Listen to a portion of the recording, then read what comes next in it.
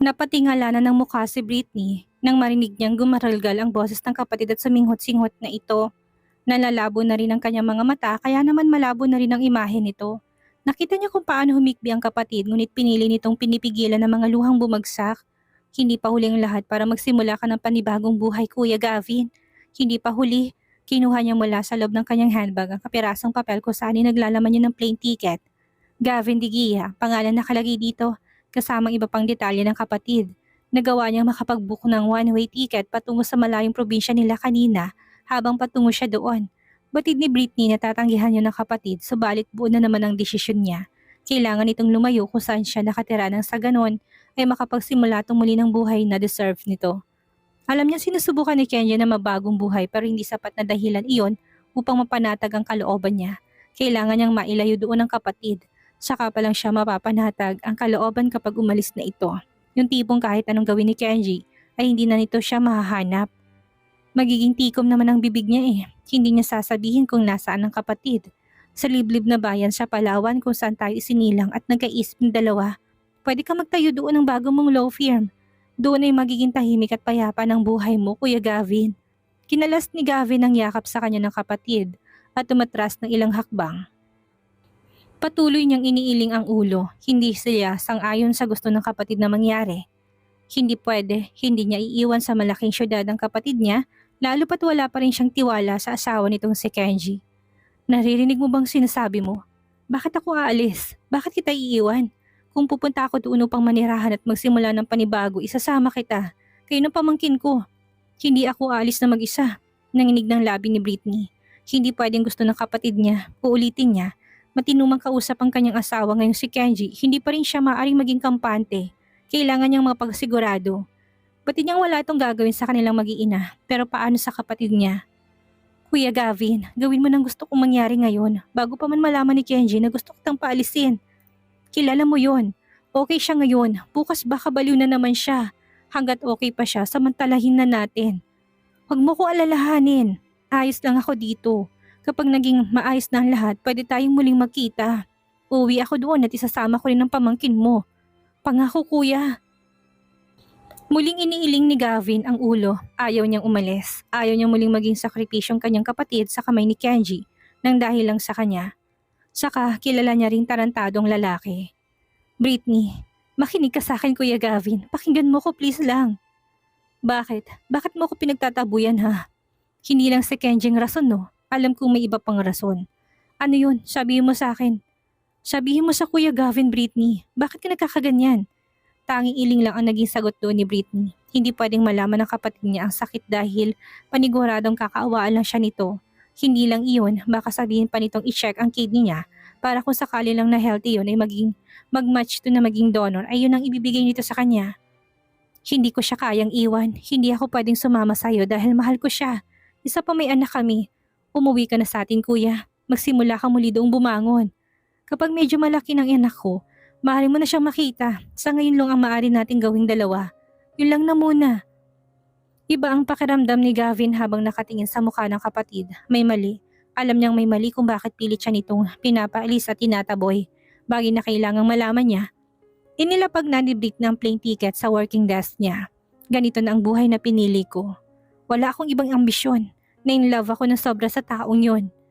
Wala akong pakialam kung may ibang babae siya o kung gaano karami ang babaeng kinakalantari niya habang nasa labas ng bahay. Mahal ko siya at hindi ko kayang wala siya sa tabi ko, Kuya Gavin. Maayos na rin naman ang trato niya sa akin ngayon. Kung kaya naman huwag ka na mag-alala pa. Halos hindi makapaniwala si Gavin sa mga narinig. Ilang beses na siyang umiling. Hindi siya naniniwala. Pinagtatakpan lang nito ang kanyang asawa, batid ngayon. Nararamdaman niya ito. Britney, gumising ka. Isa siyang halimaw. Anong klaseng pagmamahal ang pinagsasabi mo dyan? Iniling ng mariin ni Britney ang ulo niya, patunay natutol siya sa tinura ng kanyang kapatid.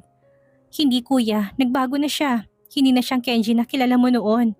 Yung Kenji na nananakit sa'yo. Matagal na yung naglaho. Hindi na siya yun. Ibang-iba na siya. Pahablot na kinuha ni Gavin ang kamay ni Britney. Marahang pinisil-pisil niya na yun upang kunin ang atensyon ng kanyang kapatid. Hindi niya alam kung anong pumasok sa isipan nito para maging ganito. Sumama ka sa akin. Kayo ng anak mo. Sumama kayo kung gusto mo akong umalis. Gusto niya na sanang ideyang iyon, pero hindi pwede. Hindi niya pwedeng gawin. Hindi niya maisasama si Noah kahit patagong gawin niya pa yon. Pipigilan siya sa airport pa lang. Sa oras na yun magagalit si Kenji at walang makakatakas na dito kahit na anong gawin niya. Baka bumalik pa ito sa dating ugali gaya nagbabago na nga ito. Ibinaba ni Britney ang mga mata niya sa kamay nilang magkahawak na kapatid. Tumulo ng mga luha niya, bahagyang tumama ito sa likod ng kamay ni Gavin. Sumakit pang puso ng lalaki at hindi na maipaliwanag na hindi siya rito komportable. Saka na kuya, saka na kami susunod sa'yo. Mauna ka na doon. Pero Britney, kailangang maayos mo na munang buhay mo doon bago kami susunod sa pamangkin mo. Huwag kang mag-alala, hindi mapuputol ang communication nating dalawa kahit nandun ka na. Pangako yun kuya. Nang tanghaling iyon ay nagawang mapaalis ni Britney ang kanyang kapatid patungo ng probinsya. Tumawag to sa kanya bago sumakay ng eroplano. Kampante ng damdamin niyang bumalik siya ng villa. Bahagyang gumaan ang kanyang pakaramdam. Matapos kung kumain ay pinili niyang si Noah ng asikasuhin at pagkaabalahan niya. Wala namang ibang mahihiling si Yaya at kay Manang Elsa si Britney. Alagang-alagang batang dalawa at hindi na itinuring na parang iba pa. Hindi na malaya ng babae ang paglipas ng mga oras. Natapos na maligo ilang oras siyang nakatulog, ngunit pagising niya ay umatake na naman ang sakit ng ulo niya. Pagsapit ng gabi ay uminom na muli si Britney ng gamot sa sakit ng ulo nang bahagyang maramdaman niyang pagpasimula na naman yon. Nang bahagyang kumalmang pananakit ay tinungo niyang silid ng anak. Parang walang masakit na kinarga niya ang kanyang anak. Marahil ay nang dahil sa amoy ng shower gel sa kanyang katawan kung kaya labis na nagustuhan ng batang si Noah. Patuloy siyang nakatitig sa mukha ng kanyang ina. Pumikit siya at mukhang matutulog na ikinatuwa ng mga taon sa paligid niya. Naku iha, mukhang inaantok ng anak mo. Oo nga Manang Elsa sagot ni Britney hindi inaalis sa mga mata sa kanyang anak. Puno na nalambing ang mga mata ni Britney. Tinitigan niya pa si Noah at humimig ng mahinang nursery rhyme. Makahulugang nagkatingin na si Manang Elsa at ang yaya ni Noah. Parang nagtatanungan sila kung anong nakain ngayon ni Britney. Lingid sa kanilang kaalaman na nais niyang maalala ni Noah ang sandaling ito at maramdamang mahal siya ng kanyang ina. Marahil ay makakatagpo ang kanyang anak ng mga hindi kanais-nais na mga bagay sa hinaharap at magiging hindi masaya kagaya niya. Ngunit kapag nagising siya sa kalagitnaan ng gabi, ng kanyang panaginip ay maamoy niya ang kanyang ina. Inaantok ka na ba Noah, ha? Antok na bang gwapong batang yan, ha? Sa kanyang mga bisig ay yakap pa rin niya ang anak, kalahating nakapikit ng kanyang mga mata at nag-atubilang matulog. Nakangiti ang munting labi nito. Marahang inilapit ni Britney ang mukha sa anak. Anak, gusto ko pang mabuhay ng matagal para makita kung lumaki ka. Pumasok sa school at panoorin ka mag-grow habang nagbibinata. Kaso lang anak, parang ang imposibleng mangyaring ng lahat ng yon. Kung pwede lang nahingi na sana mabilis kang lumaki. Hiniling ko na sana yun ngayong gabi.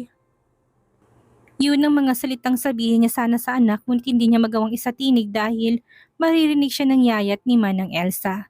Malamang magtatanong ang mga ito at wala siyang time na magpaliwanag. Hindi nagtagal ay nakatulog ng bata. Ibinaba na ni Britney ang anak sa kama sa tulong ng yaya nito upang wag itong mabulabog at magising. Matapos noon ay minabuti niyang magtungon na sa silid niya. Pupunta na ako sa silid namin, Manang Elsa. Makahulugan siyang sinipat ng tingin ng matanda. May kakaiba siyang napapansin sa amo magmula nang manggaling sila ni Kenji ng Batangas. Parang may mali. Pasimpleng sinabayan siya ni Manang Elsa. Madam Britney, wala ka ba talagang problema kay Mr. Barrowell? Pakaramdam ko ay may kakaiba sa'yo. Pinasigla ni Britney ang kanyang mukha at marahang umiling sa matanda. Sinasabayan pa rin siya nito maglakad patungo ng master's bedroom. Kahit anong piga ang gawin nito, wala itong mapapala sa kanya. Wala po Manang Elsa. Ano po bang ibig niyo sabihin na kakaibang napupuna? Iginalaw ng matanda ang magkabila niyang balikat at tumigil na sa paglalakad. Nasa tapat na sila ng silid. Huwag mo nang pansinin Madam Britney, baka namamalikmata lang ako. Hindi na yung pinansin ni Britney at ngumiti lang matapos na itulak ang dahon ng pintuan ng kanilang silid.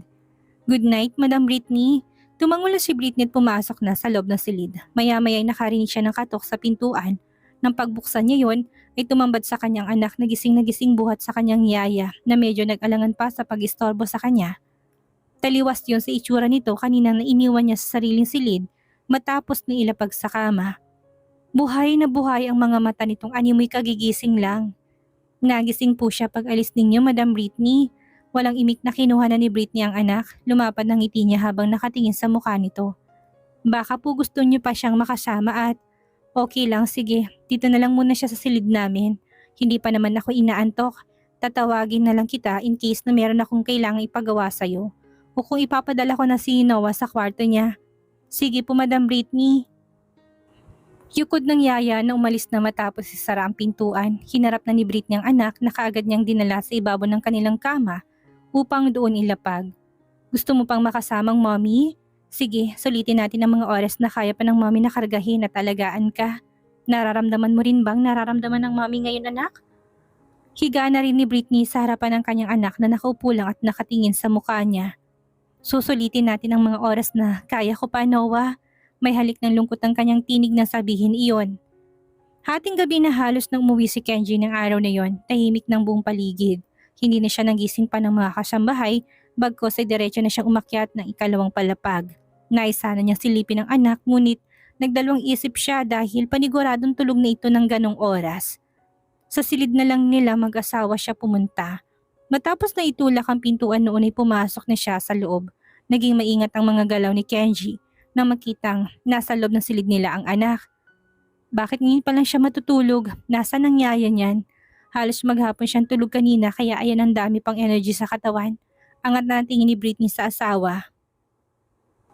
Gustuhin niya mang salubungin ito pero hindi niya magawa dahil karga niya na si Noah. Inihiheli niya dahil bahagyaan na itong pumikit-pikit ng mga mata. Kamustang naging meeting mo? Sa halip na sumagot si Kenji, nakangiting lumapit to kay Britney. Magaang hinawakan ng ulo ng asawa at tinaniman ng halik sa noo ang asawa. Kapag dakay marahang inaplos na likod ng kanyang palad ang isang pisngi ng inaantok niyang anak. Hindi pa nakontento si Kenji doon. Hinalikan pa niya si Britney sa labi na bahagyang nangunot ang noo nang maramdaman na parang ang lamig ng labi ng asawa. Kapansin-pansin din ang itsura nitong parang naubos ang lahat ng energy niya. Muli niyang tinignan ng anak, naisip na baka nang dahil dito kung kaya naman naubos ang lakas niya sa pag-alaga ng kanyang asawa. Gusto mong kargahin si Noah? Pwede kong gawin yan, Han? Oo naman, hindi mo kailangan magpaalam sa akin. Anak mo siya, anak nating dalawa. Malambing na sagot pa ni Britney na malapad ng ngumiti. Sige na, para makunan din kita ng pangbahay mong damit. Kinuha na ni Kenji ang anak. Mula sa mga bisig ni Britney, nag-baby talk na doon ang lalaki habang si Britney naman ay pumunta na sa closet upang kunan siya nito ng damit na pamalit. Makailang beses na nilingon ng babae ang kanyang mag-ama na sa mga sandaling iyon ay nakaupo na sa gilid ng kanilang kama. Matapos na makakuha ng damit na pangbahay ni Kenji hawak ng kanyang kamay, ay tahimik lang silang pinagmasdan ng babae. Sa mga sandaling iyon, hindi nakaligtas ang ekspresyon ng mukha ni Kenji na para bang isa itong mapagmahal na haligi ng kanilang tahanan. Namula ng mga mata ni Britney habang nakatitig sa side view ng mukha ni Kenji. Sa puntong iyon ay parang gusto na niyang lumapit dito at yakapin silang dalawa doon. Han, inaantok na siya. Tingnan mo oh. Excited na lingon ni Kenji na mabilis na paiwas ng mata ni Britney sa kanya. Halika dito, bilis. Heli lang pala ng daddy niyang hinihintay niya eh. Dagdag pang sambit ng lalaking kumikislap ng mga mata sa labis na galak. Miss mo ng daddy ha, Noah? Tanong pa nitong pinagpatuloy ang marahang alog sa kanyang anak na nasa mga bisig pa niya. Napilitang lumapit na sa kanila si Britney. Ibinaba na niyang damit ni Kenji na kanyang kinuha. Akin na si Noah. Dadalhin ko na siya sa kanyang silid. Mula sa anak ay napaangat ng paningin ni Kenji sa kanya. What if dito na lang natin siya patulugin sa ating kama? Suwestyon ni Kenji na pilit pa rin kinukuha ang loob ng asawa. Baka kapag ginamit niyang anak ay magiging epektibo to. Hindi pwede, Kenji. Baka mamaya madaganan natin siya. E di wag tayo magpatay ng ilaw para hindi natin siya madaganan. Hindi nagsalita si Britney ng pinag-isipang mabuting suwestyon ng asawa. Sa bagay, pwede namang ganun ang gawin nila. At least, masusulit din niyang mga araw na kasama ang mag-ama. Pagkakataon niya na yun kung kaya naman bakit palalagpasin niya pa. Sige, sasabihin ko lang sa yaya niya at kay Manang Elsa na dito matutulog si Noah sa atin. Lumabas na si Britney ng silid na sinundan lang ni Kenji ng tingin. Na maglaho ang babae sa may pintuan ay muling nilingon ng lalaking mukha ng anak na mahimbing pa ring natutulog. Pagbalik ni Britney ay dala na ng asawa ang sariling blanket at una ng anak. Inayos na niya yun sa bandang gitna ng kama dahil natatakot si Britney na sa likod ng batay habang nakahiga ay baka mamalayan na lang niya na sa ibaba na ito. Hindi naman na nagtanong dito si Kenji.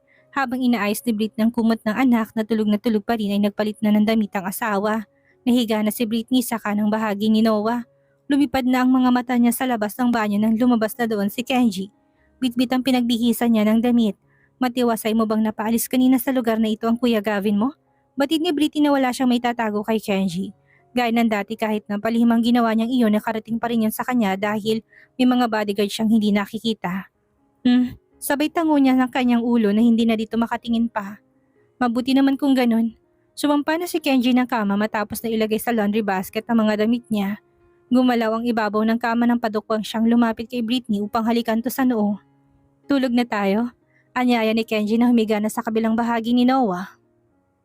Walang nagawa si Britney kung hindi ang mahiga na rin. Napapagitnaan nilang dalawa ngayon ang anak na mahimbing pa rin na natutulog. Inayos ni Kenji ang kanilang kumot na mag-asawa. Sa kabilang dako naman lumilipad ang isipan ni Britney. Noon pa niya pangarap ang ganito, ang matulog silang mag-asawa na kasama ang anak. Bagay na ipinagkait sa kanya ni Kenji ngunit ng mga sandaling iyon ay patuloy itong bumabawi kung kailan may problema siya sa kalusugan. Malalim siyang bumuntong hininga. Nilalamon na naman ang kalungkutan. Han, may problema ka ba na gusto mong pag-usapan natin? Untag ni Kenji na hindi nakaligtas sa kanyang pandinig ang ginawa nitong paghinga ng malalim at saka mabigat. Pwede tayong mag-usap habang nagpapaantok. Hindi pa naman ako sobrang inaantok. Nakangiting nilingon na ni Britney ang asawa ng maramdaman na gumalaw ito upang tumagilid paharap sa kanya. Nakauna ng ulo nito sa kanyang isang braso. Umiling na si Britney, ayaw niyang dagdagan pang problema ni Kenji na kanyang mga negosyo. Baka mamaya kapag sinabi niya ngayon ito sa kanya, bigla tumataranta at mawala sa hulog ang desisyon. Wala, imposible, hindi ka hihinga ng malalim kung wala kang iniisip din na malalim. Come on, sabi mo sa akin, kailangan ba ng pera ng allowance ng kapatid mo? Magbibigay ako. Hindi, ayos lang siya, binigay ko na rin sa kanya yung ibang ipon ko. Panimula niya, ilang minutong naburo ang mga mata ni Kenji sa asawa. Ang hirap na nitong basahin ngayon, parang may problema ito na wala. Hindi niya maintindihan kung alin ang totoong emosyon. Sigurado ka? Ngumiti si Britney at tumango. Binigyan niya si Kenji ng assurance na okay lang talaga siya. Gusto kitang katabing matulog. Pwede ba akong lumipat dyan sa likod mo? Pagak na natawa si Britney sa pakiusap ng asawa para itong batang nagpapaalam sa kanya. Baka mahulog si Noah kung dito ka. E di damihan natin ng unan. Tambakan natin ng unan. Lusot pa sa kanya ni Kenji. Hindi naglaon, nagkatulong sila ni Kenji at Britney na pinagtatambakan ng iba pang unan ng gilid ng kanilang kama upang siguraduhin hindi mahuhulog doon ang kanilang anak. Sa sunod nga kapag lumabas tayo, bumili tayo ng pangharang sa kama para kahit matulog tayo ng kasama si Noah, hindi tayo kakabahan at nag-aalala na baka mahulog siya, hindi ba? Kumikinang ang mga mata ni Britney na tumangu-tango upang pumayag na sa mungkahi nito. Oo nga, huwag naman sanang magigising tayo mamaya sa malakas na iyak niya. Ani pa ni Britney na nilakipan na yon ng malakas na pagtawa. Baka mabukulan siya o hindi kaya. Hinawi na ni Kenji ang ilang hibla ng buhok niya sa mukha na bahagyang tumakip sa kanyang mukha. Unti-unti napawi ng mga matingkad ng ngiti ni Britney nang ilapit ni Kenji ang mukha sa kanya. Magkaharap na silang nakaupo sa ibabaw ng kama. Hindi naman tumanggi si Britney doon. Ipinikit niyang kanyang mga mata at hinintay na lumapat ang bibig ng asawa sa labi niya. Noong una hindi pa siya gumaganti sa banayad na halik ni Kenji. Ngunit nang hawakan na ng asawang dalawang palad na magkabilang leeg niya, unti-unti siyang tumugon hanggang sa buong pusong ipaubaya ang kanyang sariling angkinin ng asawa niya. I love you, Han. Magsimula tayong muli. Muli nating ibalik ang dating samahan, ha? Pakiusap ni Kenji sa pagitan ng mga halik at patuloy na pag-angkin sa kanyang katawan. Hindi sumagot si Britney. Pinakita niya sa bigay na galaw at tugon ng katawan niya. Namasa ng bawat sulok ng kanyang mga mata. Sana hindi na basta sa panaginip niya nangyayari ang lahat ng iyon. Nang magising si Kenji kinabukasan ay wala na sa tabi niya ang kanyang mag-ina. Matapos na bumangon at mag-inat ng dalawang braso ay bumaba na rin siya ng kama. Amoy na amoy pa sa loob na silid ang paboritong shampoo ng asawa. Malamang ay naligo ng asawa niya. Nagdesisyon siyang bumaba na ng hagdan kahit na masyadong maaga pa para bumangon siya. Napansin mo ba kung nasa ng mag-ina ko? Harang na niya sa isa sa mga kasambahay nila. Opo, Mr. Barrowell, naroon po sa bakuran kasamang inyong anak. Turo ng maid na kanyang tinanong. Sa halip na magtungo si Kenji sa kusina upang i-check ang kanilang agahan, dire-diretso siya sa pintuan upang silipin ang mag-ina niya. Tama nga ang maid na napagtanungan niya, naroon sina Britney at Noah. Akay-akay ng babaeng anak habang kung ano-anong tinuturo sa kanya. Mga ibon, bulaklak at kung ano-ano pang nasa paligid nila. Napasandal na si Kenji sa gilid ng pintuan habang nasa kanila pa rin ang mga mata. Kumawala na ang isang masayang ngiti sa kanyang labi. Tahimik ni Kenji silang pinagmasdan, lalo pang pinaganda sa paningin niya si Britney ng banayad na ihip ng hangin kung saan nililipad nito ang ilang hibla ng buhok na medyo basa pa. Ang napakagandang tanawing iyon ay halos pumawi sa kanyang galit at puot na naramdaman habang nasa loob ng bilangguan ng ilang taon. Ang gayong init ay halos lumambot sa kanyang mga buto. Nais na lang niyang manatili sa tabi ng kanyang asawa at anak. Kung gano'n ang pakiramdam niya habang nakikitang mag-ina, magiging sapat na araw-araw na simpleng pamumuhay ng ganito ni Kenji. Napatungo na si Kenji na maramdamang nag-ring ang phone niya at nilagay niya kanina sa bulsa niya bago bumaba. Nang tignan niyang screen noon ay nakita niya ang bagong hired na private detective ito. Hello, Mr. Barrowell, hindi po nagtungo sa Palawan ng kapatid ng iyong asawa gaya na usapan nila. Napakunot ng noo si Kenji sa kanyang narinig. Anong ibig mo sabihin? Saan siya nagpunta? Wala po nakakaalam, Mr. Barrowell. Sa ngayon hindi po namin matrace kung nasaan siya. Humigpit ng hawak ni Kenji sa kanyang phone. Nagpapasaway na naman ba ang bayaw niyang hilaw? Pinagbigyan na siya ng kapatid niyang magbagong buhay. Hindi siya marunong makinig. Wala naman siyang planong guluhin ito kung kaya niya pinapasundan. Ang tanging nais niya ay magkaroon pa rin ng balita dito kahit na umuwi na ito ng probinsya. Ipagpatuloy niyang paghahanap sa kanya hanggang sa matagpuan niyo siya. Umiinit ng ulong sigaw niya. Nagbabalik ang baltik ng ulo niya sa kapatid ng asawa. Balitaan mo ko kung magkaroon ka ng balita. Gaya na napag-usapan natin, tayo lang dapat ang makakaalam. Pagkasabi nun ay binabana ni Kenji ang tawag at nagkukumahog na pumasok sa loob ng villa. Umakyat siya ng ikalawang palapag upang maligon at maghanda ng pumasok sa trabaho. Napalingon na si Britney sa may pintuan nang may maulinagan siyang sumigaw. Hindi niya lang maintindihan ang lubusan ng sinabi nito, ngunit alam niyang boses yun ng asawa. Saan nga kayo nagpunta ang kapatid ni Britney? Mahanap kaya ito ng tauhan ni Kenji? At hanggang kailan kaya may tatago ni Britney ang tunay niyang kalagayan? Yan ang ating aalamin sa susunod nating kabanata.